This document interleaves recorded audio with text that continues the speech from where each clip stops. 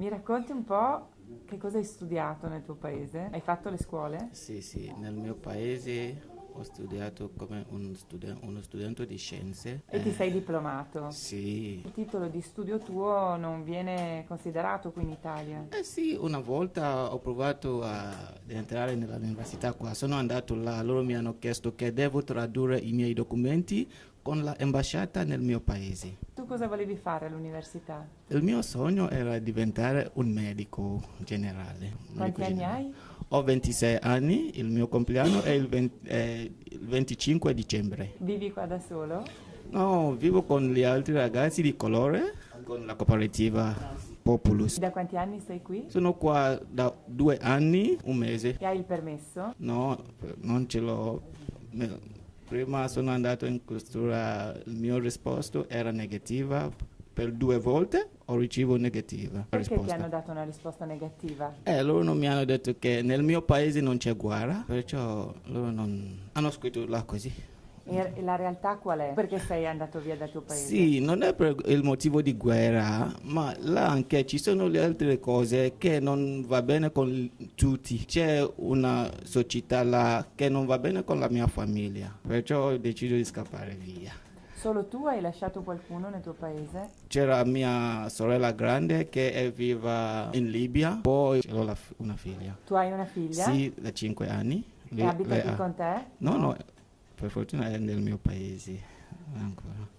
Ma vorresti che venisse qui? Sì, perciò sto facendo le cose per migliorare la mia vita. Ho già completato un corso di muletto, sto studiando ancora. Tu lavori nel frattempo? Sì, ho iniziato a lavorare il gennaio quest'anno. 2017? Sì, fino adesso sto E tu che lavorando cosa con la fai? cooperativa nella mensa a Saunara, E cosa fai in mensa? di aiutare il cuoco a sistemare le cose.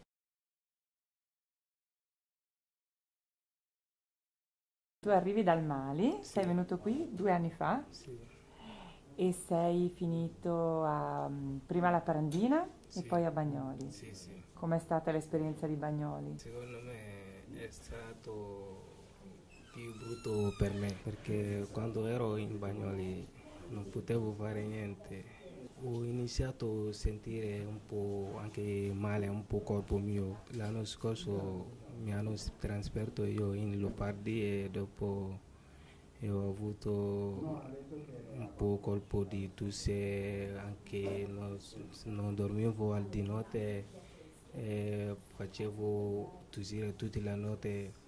Allora sono andato all'ospedale 3 o 4 volte e hanno controllato che bisogna fare operazione emergente perché ora poi è brutto cosa è il polmone. Quindi ti hanno operato Sì, 2 volte. e sei stato in ospedale per quanto tempo? Circa 2 mesi. Finché eri in ospedale tu hai pensato che volevi imparare meglio l'italiano?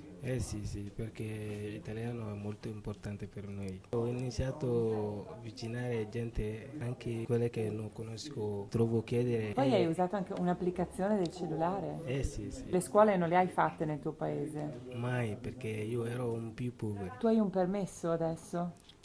Di permesso di soggiorno, sì, E come stai fisicamente? so bene. Beh, nel frattempo tu lavori adesso? Adesso lavoro ma non sono irregolare. Io sto lavorando con questa signora. Se io non vado, questa signora non può fare niente. Perché è una persona che è malata? È malata, non può fare niente senza di me. Cosa vuoi fare da grande? Vorrei, è difficile dirlo, ma vorrei essere migliore, vorrei aiutare la gente che ha bisogno. Senza aiuto io non posso essere io.